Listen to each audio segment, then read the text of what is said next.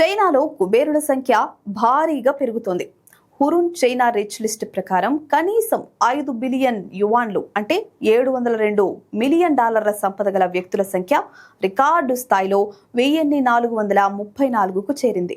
అంత క్రితం ఏడాదితో పోలిస్తే ఇది 31% అధికం. అంటే ఏడాది కాలంలో దాదాపు రోజుకో కుబేరుడు అవతరించాడు.